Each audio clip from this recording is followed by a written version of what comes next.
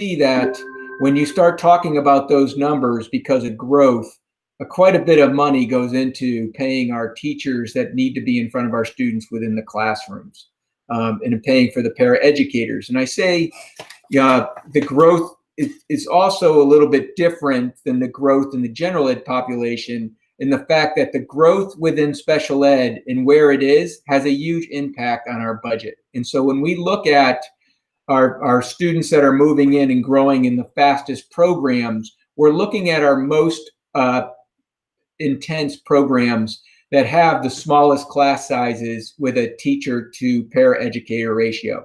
And so we looked at growth of the autism program over the last 5 years, and we saw that we had over 105% growth within the student population within that program. And for many of those class sizes at that program, we're talking a 6-student class with 1 teacher and 2 paraeducators. So you can see where it's really staff intensive, and when you're growing that quickly in a program like that, the money for teachers really increases quite a bit. And so that's why we really monitor growth within special ed, not only overall, but within each program, to make sure that we're providing the services that the students need to be successful within those programs. Julie? One of the areas that, we are a school system, so learning is very important to us. And one of the areas that we get measured in, just like the rest of the school population, is how we do on the state test with our reading and our math. And you'll see that we are not, and we have not met the targeted goals for reading and math, except for one area, and that was math in the 3rd grade. And so based on that, a certain percentage of our money has to go towards student performance, and it would anyways, whether we met these targets or we didn't meet these targets, we would always be trying to help and support our students academically. And some of the ways that we've done it this past couple of years is we've really supported the interventions that have come with the new curriculum. And so the curriculum office bought, all new curriculum in math and in reading at the elementary levels. And we bought, for the reading, the benchmark curriculum, we bought the tier 2 interventions for the county to make sure that our students were able to get some interventions that were at grade level and allowed them to continue to get interventions at grade level. But then for our students that were farther behind and needed more intense interventions, we also were able to buy reading and math interventions to help support both our elementary and our secondary students with math and reading interventions. And so we will continue to do that this year. We've actually had our first Orton Gillingham training kickoff, I think, yesterday, thanks to Jen Struble and Sally Nurek for getting that going and making sure that our folks are able to continue to attend those trainings. One of the interesting things about that is that our folks were able to call up all of our intervention companies that we use to help and support our teachers, and we were able to get online trainings for them. And we were also able to get some of our interventions to be able to provide reading and math interventions in a distance learning format, so that we don't have to worry about our students falling behind when we're in this distance learning. We'll still be able to provide them those interventions.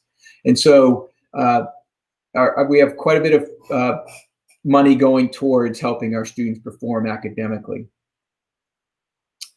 The one area that we did not meet also for the secondary, when we talk about it, is graduation. And so we do spend quite a bit of money on the transition years towards graduation. But one of the things that this slide does highlight is that we've actually met in 3 categories when you look at how well our students do after they leave Montgomery County Public Schools. And so when you look at our students that leave and end up in higher ed, the state target's only 27%, and we had 45%. When we looked at employment, the state target is 53%, and we had 72%. So when you combine the two of those, 74% of our students are either in higher ed or in a working environment 1 year after they leave high school. So we are preparing our students at a high level, and we continue to work on that. Julie, if you can go to the next slide. So this is an interesting slide, and I want to tie this slide into our academic performance slide.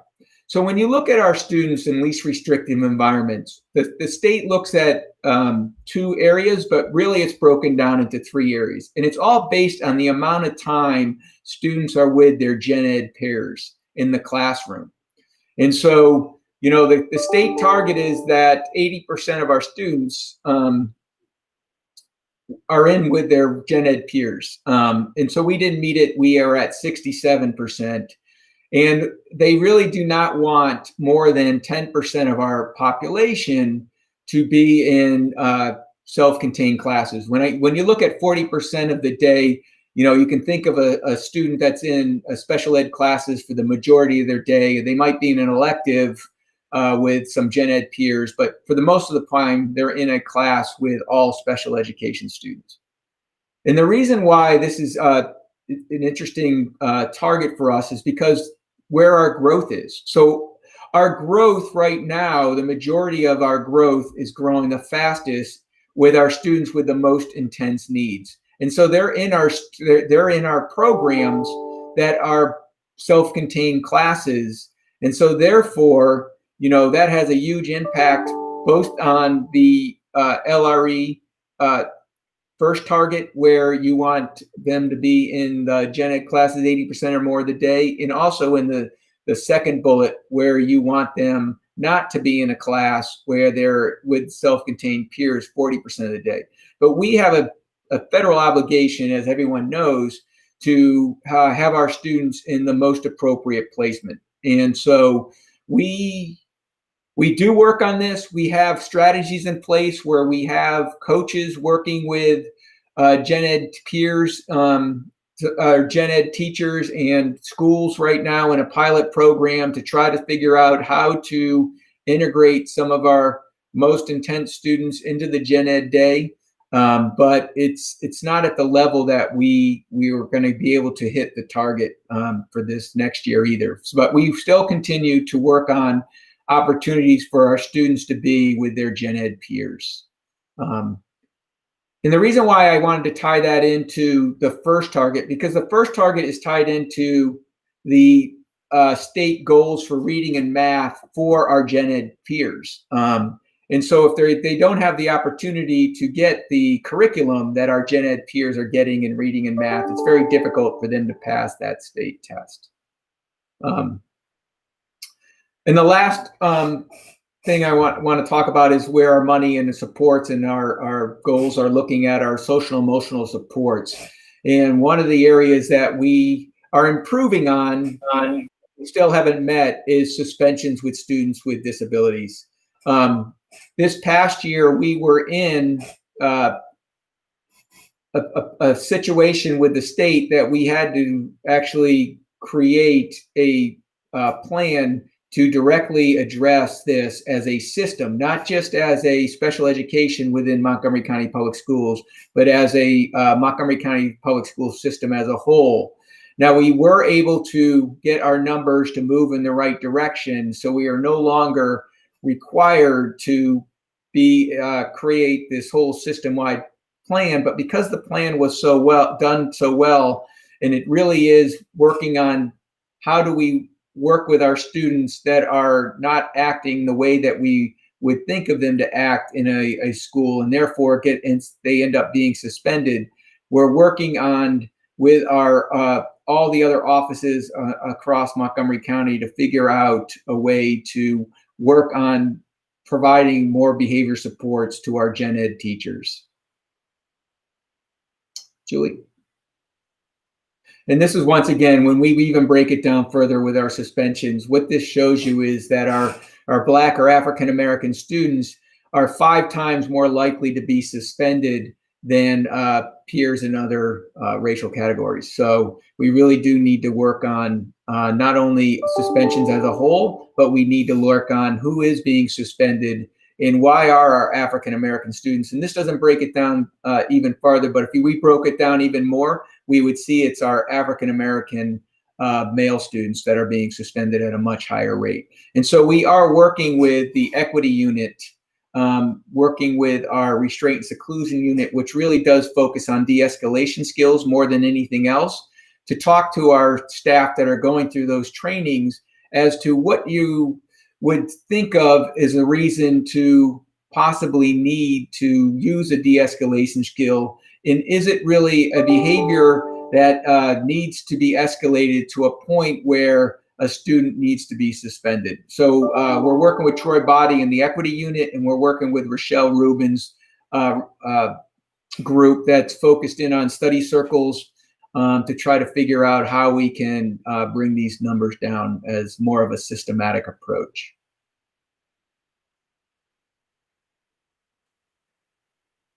So once again, here's some of the areas that we put in, and I've talked about these in their earlier slides. The first one is just talking about the interventions and professional development for teachers and paraeducators. So I do want to touch the paraeducators a little bit, because the last 2 years, and this is to be the third year, we really have put an intense amount of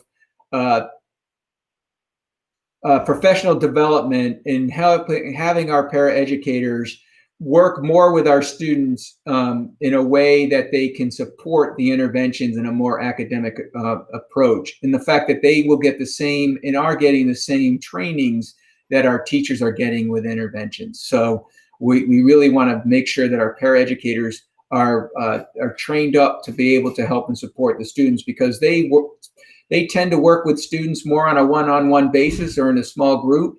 And so they need to be able to have the tools in order to be able to do that. And the great thing about that is that the paraeducators really came to us and said they want even more training, and that they really enjoy being used in this way.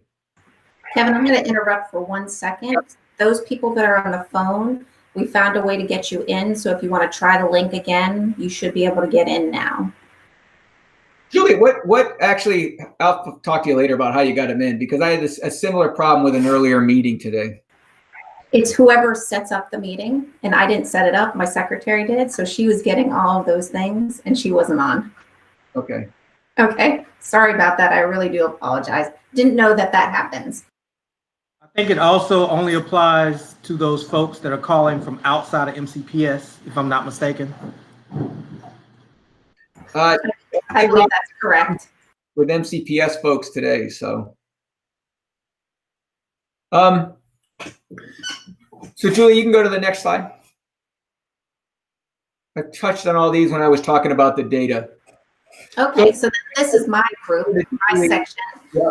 And I just want to thank everyone once again. It's hard not to see everybody on my screen at the same time, but I know we have folks from SEAC joining us today. I know we have our non-public schools joining us. I saw some principals on the group. I really appreciate you, because it's extremely busy time for our principals and our assistant principals. I saw some, and our administrators in general. They start school in a week, and I just can't thank you enough for taking the time to join us today. Thank you. Thank you, Kevin. So we just heard a lot of information from the perspective of the budget office, the perspective of our data and what we're focusing on in special education. And now it's going to be your turn to provide some ideas and determine some priorities for special education. And we go and look at 3 questions in particular based on the 3 points that Kevin highlighted. The first one has to do with performance. So we know that there's an achievement gap that exists for students with disabilities. We need to increase proficiency rates for children with IEPs against grade level, modified and alternate achievement standards. So what is currently in place that provides for effective allocation and use of those resources, and what kind of upgrades or changes can be developed to improve the allocation and use of these resources. So basically, what can we do within the budget to really address the achievement gap? The next question, and we're going to have a chance to work on a worksheet together and go through these, The next question focuses on LRE. All students should be effectively served in the least restricted environment.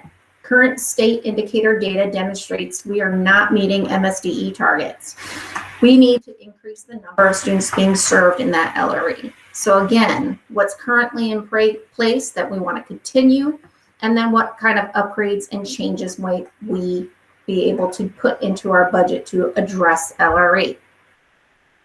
And then the last question that we're going to be looking at today is, we're charged as a system to ensure all students have the academic, creative problem solving, and the social emotional competencies that they will need to be successful in the 21st century. State indicator data, specifically discipline data, shows that there is more work to be done to reduce suspensions for students with disabilities. So again, what's working, what's currently in place that we want to continue, and then what upgrades or changes can we suggest?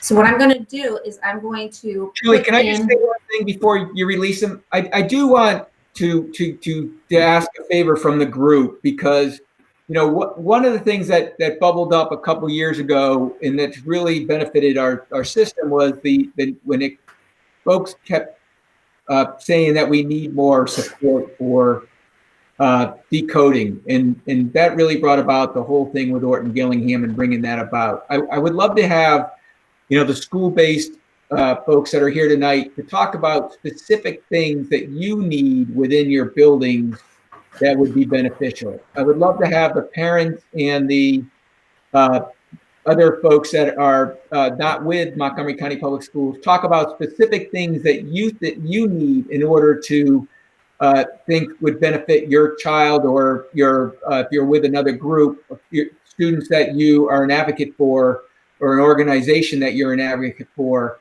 that really would benefit the learning that could take place, or behavior, or whatever it might be, but real specifics. And then from central office, we have some folks, quite a few folks from there. I would like to hear more specifics about, if you're in autism, what do you think the autism program needs in order to improve and support schools in a better way? Because, we do look at this and we use it to help us draft our budget, but the more specific people can give us, it gives us an indication of where we really do need to look at maybe providing something that we don't provide, or change something that we do provide because it's not working.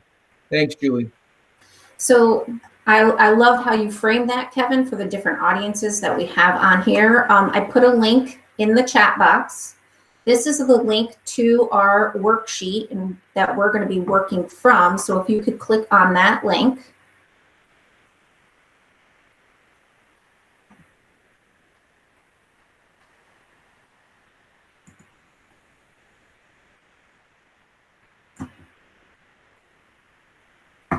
It looks like this. I think you can see it.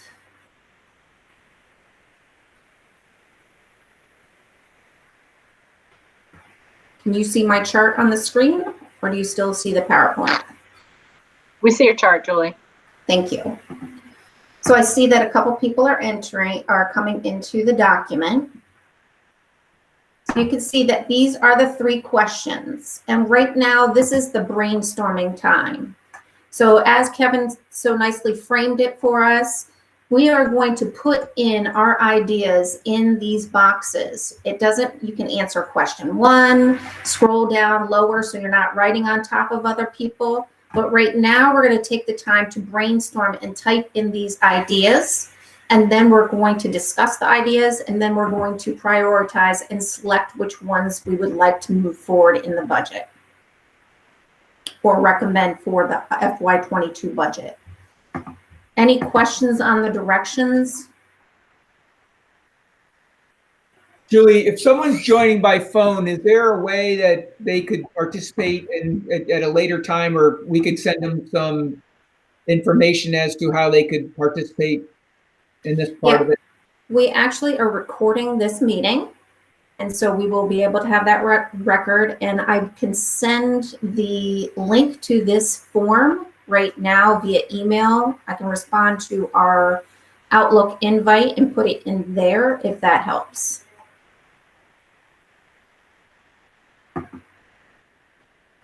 Julie, this is Phil. I already sent out the link to the invite list, so folks who could not get in should have access already. Thank you, Phil. So go ahead and start typing in your idea. For example, what would you like to see to address the achievement gap? Would you like us to continue? Would you like us to continue to focus on interventions or working on some of the other? What happened to my question?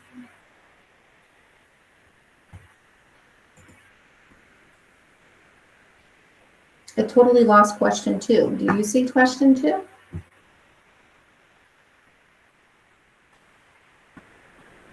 Okay. So I guess we're going to focus on question 1 and 3 until I fix what happened to question number 2. So I'm going to fix question 2.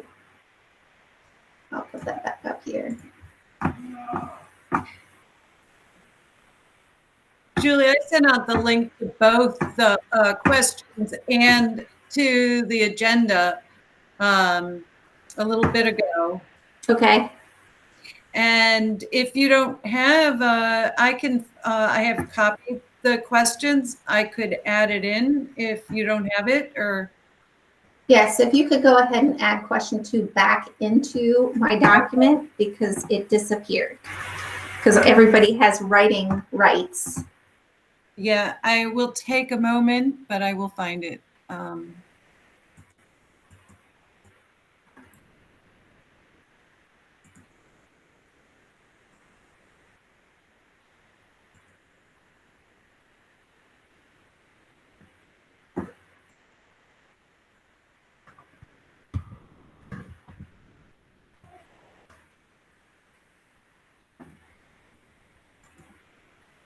Are you having trouble writing in it? I don't see anybody putting any ideas down.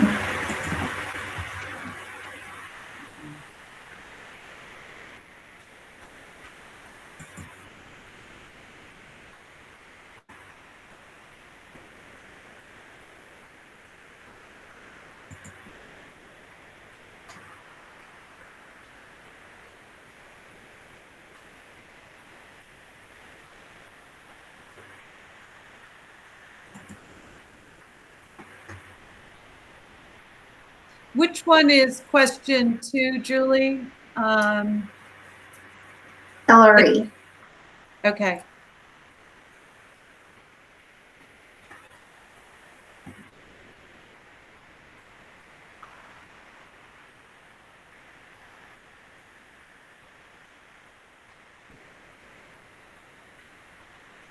Okay, now I'm seeing it getting populated. This is great.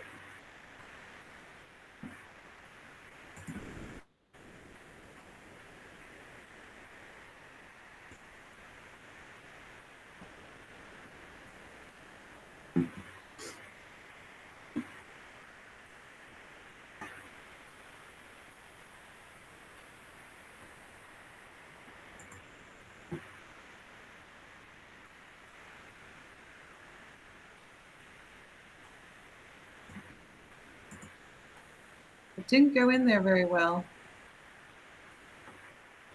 Not quite sure why.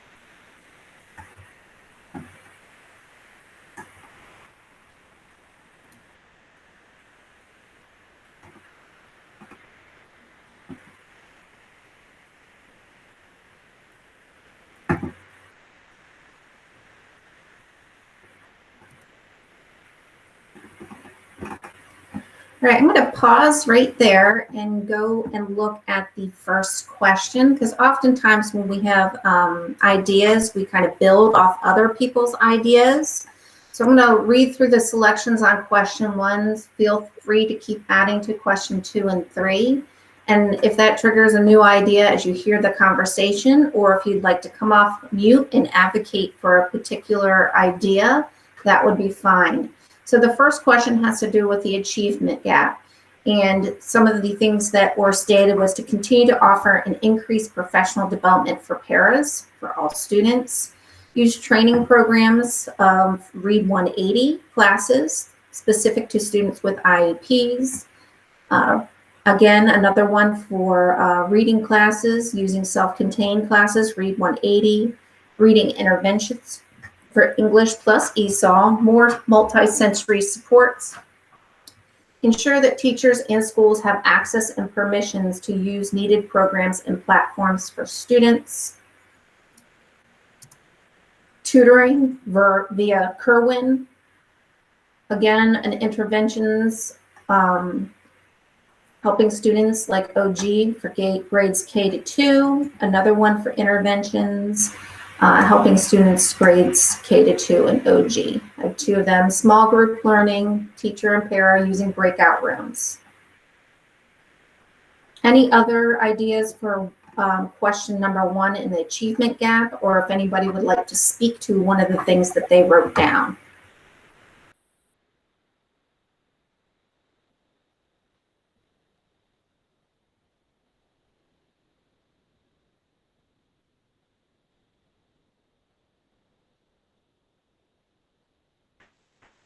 Is there anybody on the phone that would like to offer a suggestion in terms of closing the achievement gap that we could type into the chart for number 1 if you are not in?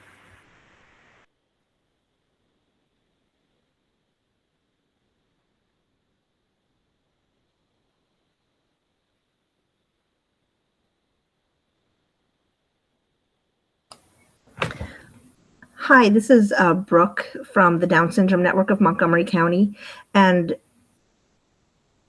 I apologize. I haven't spent a lot of time reviewing all these questions. Is there going to be time afterwards to think more carefully about how I'd like to answer some of these questions at a later date?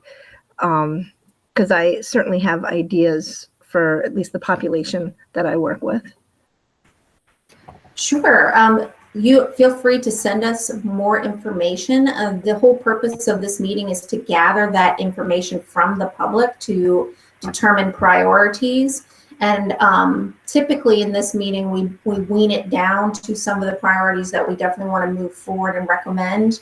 But considering that we are in a different environment and sometimes people need more time to think about things, we may just gather the information today and leave it open in Google for this team to think about, and then we can rate it. Each individual can rate it, and we'll talk about that at the end. So if you can't put it in the information in right now, please be aware that we'll leave it open for another week.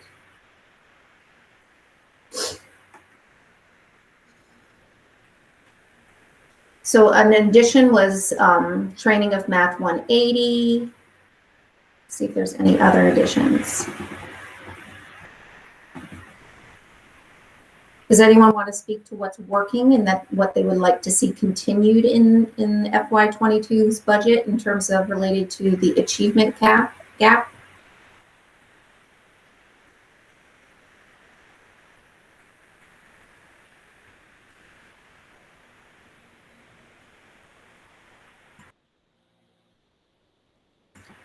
Okay, so then I'm going to move on to question number 2. Number 2 focuses on LRE. Kevin shared with us that our LRE is going in the wrong direction, and one of the reasons is a huge growth in our more discrete programs, which affects that percentage, and that we are impacted by it. But there's ways that we could probably really look at different opportunities to address LRE in different and creative programs. So I'm going to read through some of the things that are here, and so that people can have an opportunity to hear all the recommendations, and then we can add on, and anybody wanted to speak in more detail about the different recommendations, that would be great. So the first one, general educators need training and consistent coaching on de-escalation strategies of behavior management. The follow-up coaching aspect is critically important, as just training will not support a change in behavior. Increased skills in behavior management will enable more students with disabilities to be served in the LRE.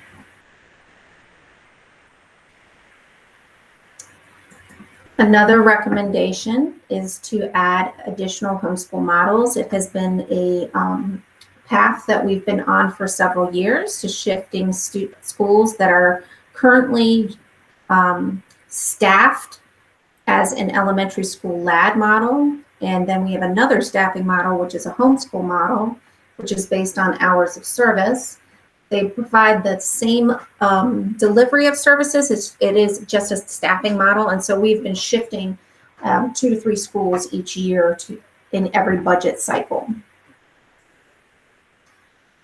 The next one is community partnerships offering inclusive classrooms with MCPS present is a way of meeting the LRE.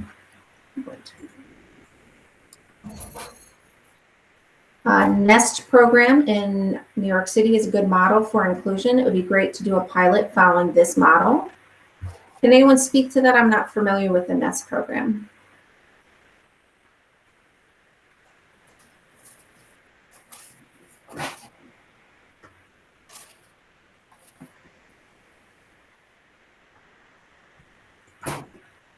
Okay, so we have a shy person, or they're on mute. The next one is we need to build the capacity of our schools that host discrete programs to facilitate mainstreaming opportunities of these students. Continue to provide needs, funds, and staffing for schools with discrete programs such as psychologists, social workers. Specifically identified is the social emotional special education services programs. Hi, this is Sue Keisler. I would like to talk about the NEST program. Just sorry, I couldn't get unmuted quickly enough. Can you hear me? Okay, no, great. Yes, please. Okay. So the NEST program is an inclusion program that's been very successful in New York City public schools, where it's about half and half kids on the spectrum and kids who without any disabilities, and it tends to be something where everybody. They all seem to participate very happily together with a lot of stigma removed, and it's expanded from just 1 or 2 schools to I think 150 schools in New York City because it's seems to be very effective. The kids, both the ones with disabilities and the ones without, all seem to really enjoy it, and the teachers seem to be very good. I went to a conference of the NEST. They have an annual conference. It's supported by NYU and together with the New York City Public School. And it looked like a great model. And I thought it's possible that we could do like 1 elementary school pilot or 2. They've just, this September, we're starting a program where NYU would support other school districts who wanted to give it a try. Something to consider. Well, thank you. And so Julie, this is Phil. Maybe this is a moment where I can just also give a little context to some of the work that we're currently doing, because I'll be honest, when I hear the phrase "we're going in the wrong direction" with LRE, I think it needs a little context, because I don't want folks to think that the initiatives that we have talked about year after year here and that we've devoted some budgetary resources to are not taking us in the right direction. So I'll just, I'll say just in terms of context that we have been headed in the right direction with our students for whom, accessing the homeschool model has been beneficial. And, the state continues to, as they should, raise the bar for us.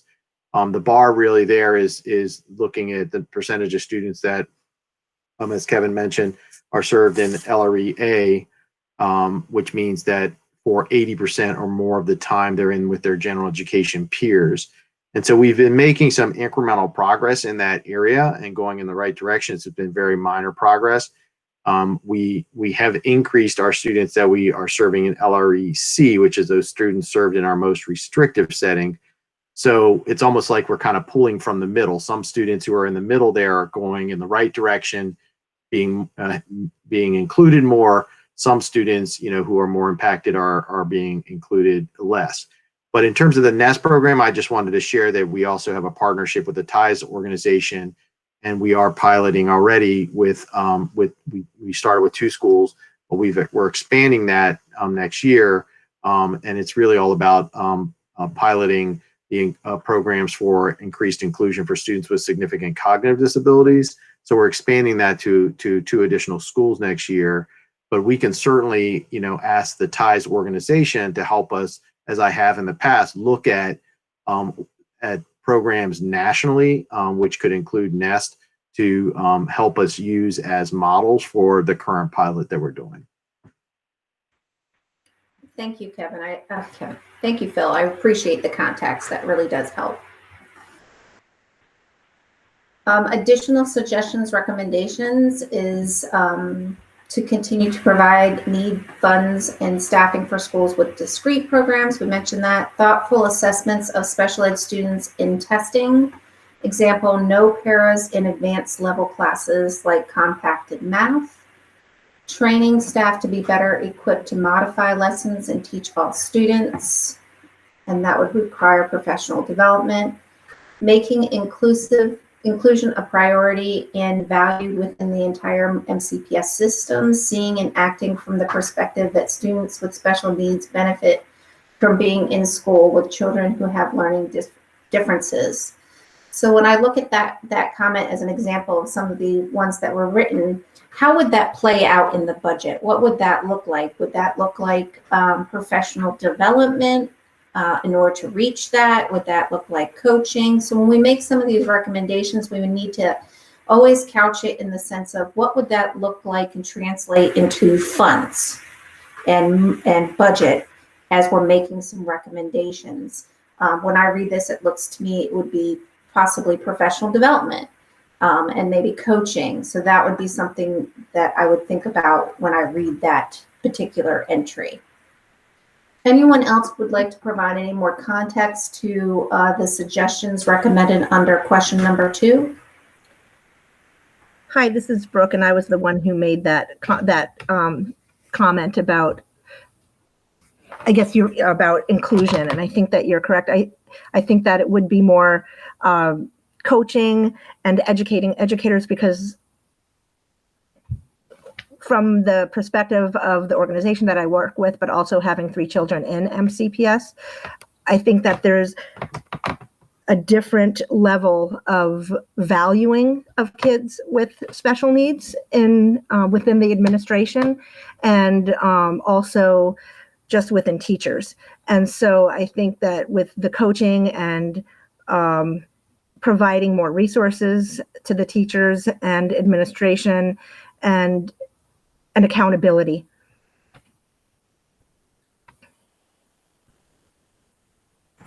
Are you comfortable with me adding that note in front to say professional development there? Or you can add it yourself, professional development and coaching. Would that work for you? I can't spell. Yeah. And I think that it's specific, though, to the understanding and valuing people of all learning differences. So, because I don't necessarily see that, I mean, I see it in some places in MCPS, but it's not across the board. Okay. All right.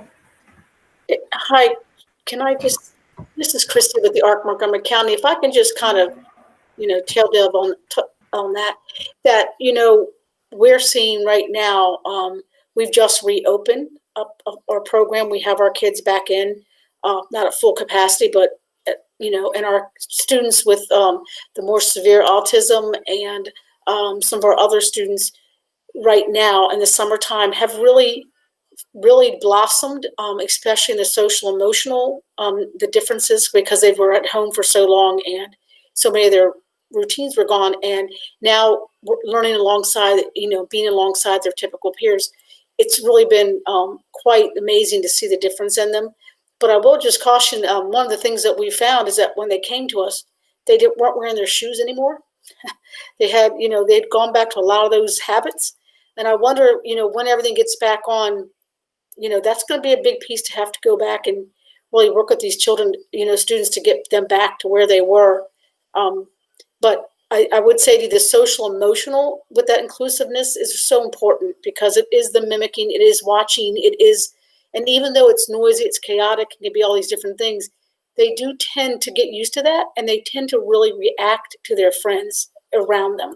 So I would just say that was kind of what I did, the one about the community base. I couldn't get the writing in, but that's what I was meaning, that, having the coaching model with MCPS special educators alongside you out in the community, and when you're doing this, and they're teaching alongside your staff, makes a win-win for everybody, because they're supporting the child, the family. We have the contact with all the family. So anyways, that's where I was kind of going with that. But I do think that the more they're out of their element, these habits are coming back, unfortunately. So I don't envy any of you guys as the stuff gets back on.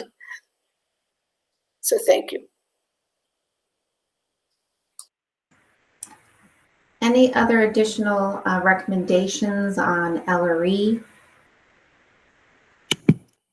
Hi, Julie, it's Stephanie. I just wanted to piggyback on what Brooke was talking about, because I think with the coaching that she's talking about is like the growth mindset.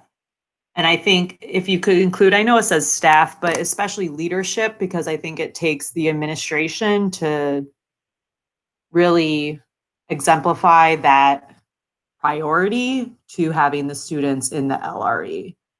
But I think that's what she was talking about, is that mindset coaching, if you just want to add that as a note. I just added it. So I have the comment about building the capacity of our schools and staff that host discrete programs to support mainstreaming. As many of you know, my school hosts a learning center, which is one of the discrete programs, and it is a general education program. And I'm just very proud of in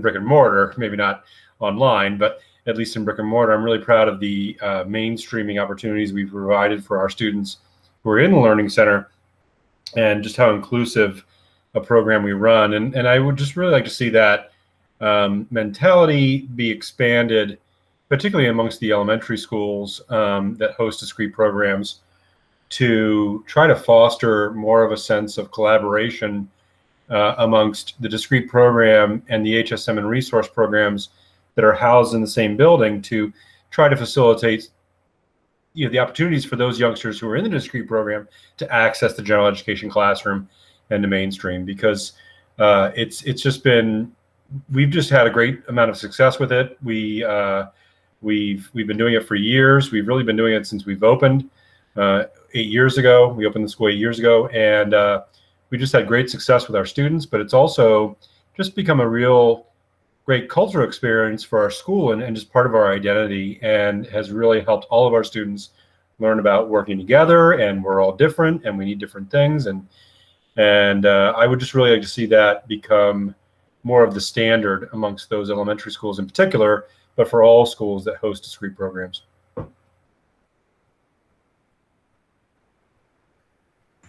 So Kyle, was there anything in on your school side in terms of resources that you had to pull in order to create that in your school? So if we're thinking of it as a budget kind of thing and we're trying to recommend it and replicate, was there certain things that you needed, you did, or you drew upon? Did you drew upon your community resources, your independent funds?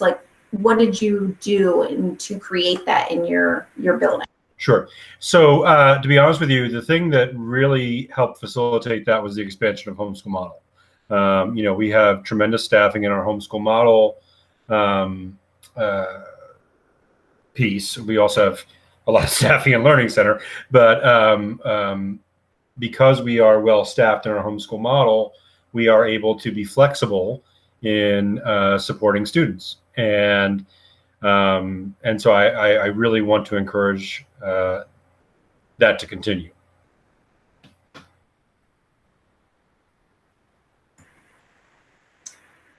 Okay, any other comments, context, or on the question number 2 for LRE before we move on to the last question?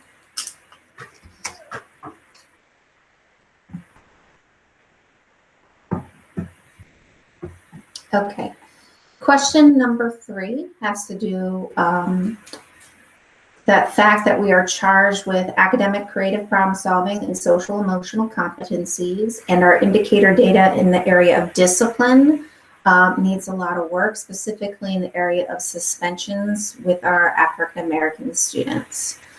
Some of the recommendations include encourage participation in learning more about culturally relevant teaching, restorative justice practices, and in general social emotional appropriate child development to meet students where they are.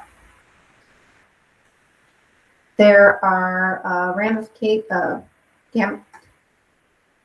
I'm not sure if I'm saying this correct, gamification programs which support engagement and social emotional behavioral goals that need to be investigated. Restorative practices, turning down the heat training, drop rope trainings with RICA that were excellent. Zones of regulation, community circles, check-ins work well for students with social emotional well-being. Continue the de-escalation training, including mindfulness, learning environments, including physical environment. Not chunking special ed programs in school buildings, often windowless, poor ventilation spaces. And there was specifically school identified. In discrete programs such as SESES, we need to continue the pilot in which we have the psych and social worker designated for that one school site. Restorative practices, again, cultural relevant curriculum, staff that mirrors the student body, continue to research programs, resources for families with multiple needs, work with families to address their fears about the lack of education, which may prevent them from encouraging them to contribute to pushing participation in education. Anyone would like to provide context to one of their comments that they have added?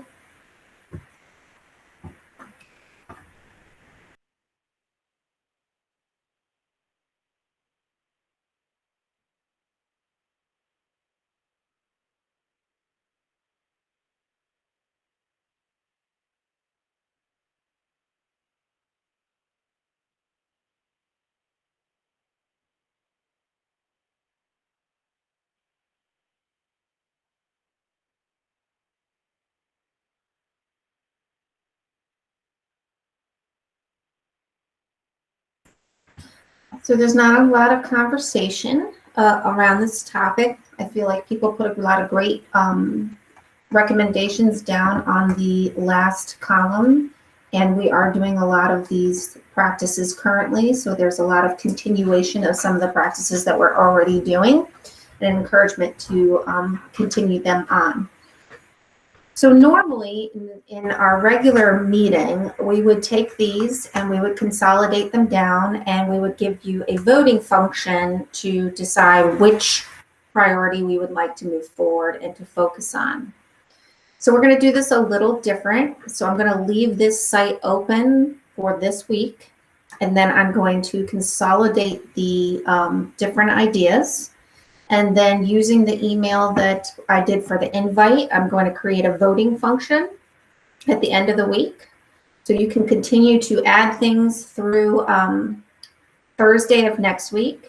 And then I will create a voting function and I will send it back out with directions, either in a Google survey where you can just click on the form and select the different priorities. And then that will consolidate. And then we'll send out the results of that consolidation and the prioritization. So before we go, is there anyone in particular that people are really feeling strongly about, that they really want the group to hear the thinking or reasoning behind before we go to a strictly electronic voting and consolidation of the list. I want to make sure people have the opportunity to share their ideas or thoughts. Julie, I just want to give one more little piece of context, and that was to the to the intervention conversation that was in that a lot of people put information in regarding question 1, and it's very similar to what I was saying about the LRE question. There are areas where we've seen progress with our interventions. The data that we're using and that Kevin shared is lagging data, so we are seeing some progress with some of those interventions. I think it's going to be important for us to continue to report out which interventions we're really seeing the most progress with as we move forward. But just to give that a little bit of context, and then there are other areas, but we have a long way to go, to really meet those state standards. Oh, and by the way, I'm not wearing my shoes, Chrissy. I'm not wearing my shoes. I'm not wearing my shoes either. But one thing I do want to say is one of the things that I've heard from many of our families is that, especially from families who have kids with Down syndrome who are fully included in MCPS schools, is that they are worried about their children getting their academic needs met while also being fully included in this online program that we're about to enter. So I don't know how you're going to put that in the budget, but I think that that's critical. I'm struggling in my mind to think about how I would say to put that in the budget, but whether it's teaching teachers how to use the Canva classroom in a much more useful way than they did in the spring, because Canvas can be used in lots of ways. But I think the most important is making sure that there's enough paraeducators who are well trained, who are functioning within small groups and using the breakout rooms and doing much more small group instruction with kids who whether they're on diploma track or whether they're on alternative learning outcomes. So I could take a little of that, where one of the areas is this year is really looking at using those breakout rooms and training folks on how to do that, and also giving some guidance as to when to use them and when it's not appropriate. And I don't know if Kyle wants to speak a little bit about that, because I think he uses it very effectively. So, I'm sorry, could you repeat the question? So it's really about, so there was some concerns, and I've heard it myself, so Brooke, thanks for bringing it up, where our included students, not just the Down syndrome, but some other students that are included that might be on the alternative learning outcome standards, are having a difficult time in this distance learning, and really how can the paraeducator or the co-teacher in the classroom support those students in a breakout room or in during times in the schedule where they actually get that individualized support or small group support that will help them keep up with the learning. Yeah, and that's really what we're thinking about too, is as we're going forward with this, thinking about how can we get group size, not necessarily class size, but group size as small as possible, and how can we, very deliberately and creatively use our human resources to try to do that through distance learning, and it's going to require some creative thinking and some creative scheduling, because it is going to be a challenge for a lot of our students to maintain attention in this environment, and not just our students with attentional issues. It's going to be an issue for all of our students, and frankly, a lot of our adults. But obviously, we want to be very sensitive to those students who, as a function of their disability, are going to have challenges maintaining that attention. And so for us, it's really how can we get them into the smallest group possible, and just thinking creatively about our human resources in order to do that. Some rotating schedules, some some sharing. Oh, I'm sorry, my dog's getting excited.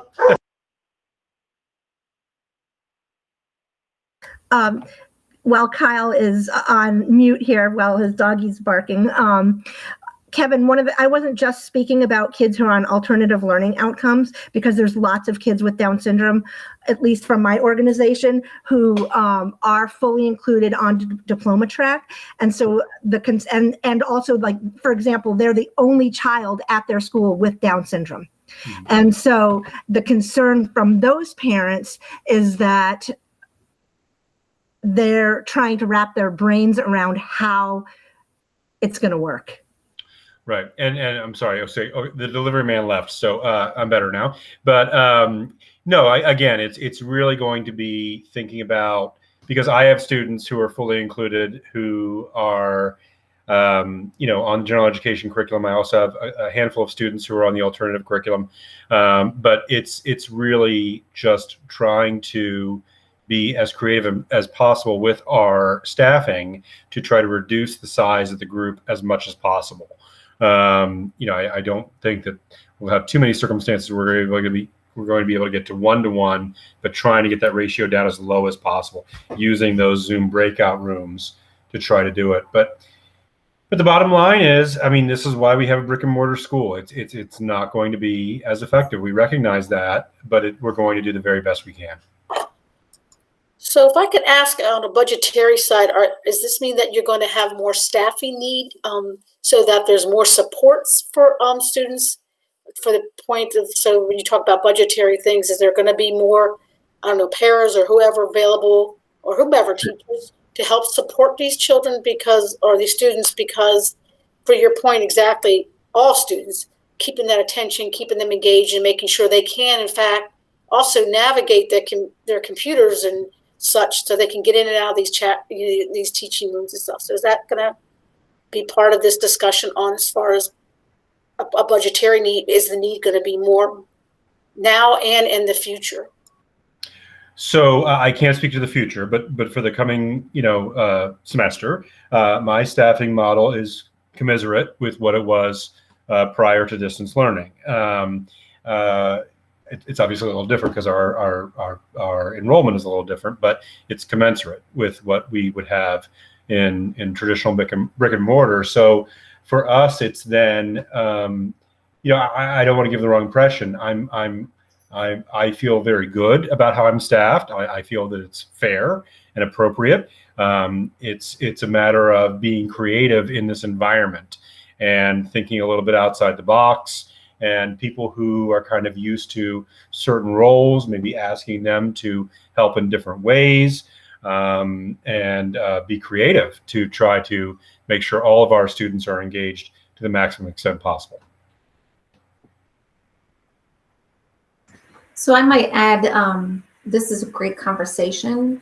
And when we are thinking about what we're going to put in that chart, be cognizant that FY22, I really hope every single building is open and we're fully in, because it's FY22. I often get my years mixed up and have to recall messages because, as Dan explained, we're closing out different things in 20 and allocating 21 and planning 22. And I often put different years and different messages. So when you think about the chart, because I want to honor our time tonight, and we said we would close at 7:30, think about 22. Think about us all back in the building. And is there a specific thing that you really feel we really need to continue? Is there something that we really need to add or change? Make sure you add that to the chart. Any duplicates, I'm going to consolidate into a single response.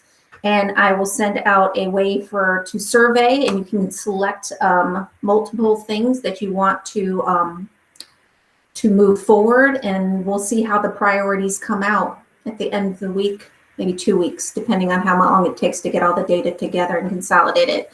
So please feel free to add things this week to the document, and those that are on the phone that couldn't get to it, I'll be sending a message out to everyone that was invited to the meeting so that they can have that link in that message, and we'll have the opportunity to add that information.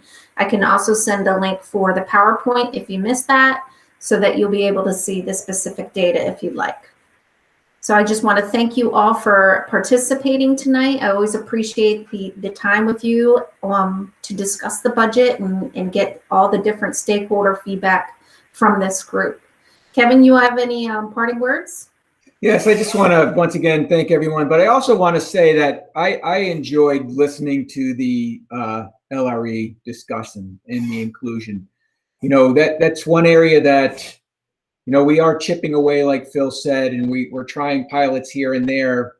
But I love the idea of going to get the coaches and going broader and bigger and really changing the mindsets within the schools, because that's really the only way we're going to be able to hit this target, is to think of how do we change everyone to think like Kyle and Stephanie here tonight and have more inclusive opportunities within their buildings.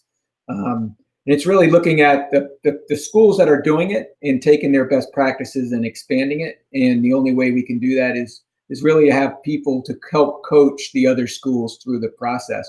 Because I don't think anyone doesn't want to do it. I just don't know if everyone quite understands the benefits, not only for the special education students, but for the general education students. And I think you heard tonight where everyone has talked about the benefits of all students. And I really do think until we can change the mindset, that number is going to be a really difficult number for Montgomery County Public Schools to improve. And I love these ideas of other programs like the NEST that is working in New York and things like that. I did actually look at the NEST program because it was brought up last year. The thing with the program is that, and I need to talk to the principals or whoever is funding that program up in New York, because it's really a small teacher to student ratio from a classroom size, in the way we staff our general education classes much larger than they do up in New York, where those NEST programs were going. So we would have to attack it, like you said, in a really piloted program in the beginning if we're going to get something like that going. But once again, I appreciate the idea and the idea of like thinking big about the inclusion. And so thank you all very much tonight. I do hope you take the time to add more thoughts into your documents, because there's no way that the folks at central office and the Office of Special Education can think of everything. And it's really the multiple minds coming together and the different ideas that make us all better. So thank you all and have a great evening. Thank you. Thank you. Thank you all. Good night, everybody. Thank you. Thank you. Good night.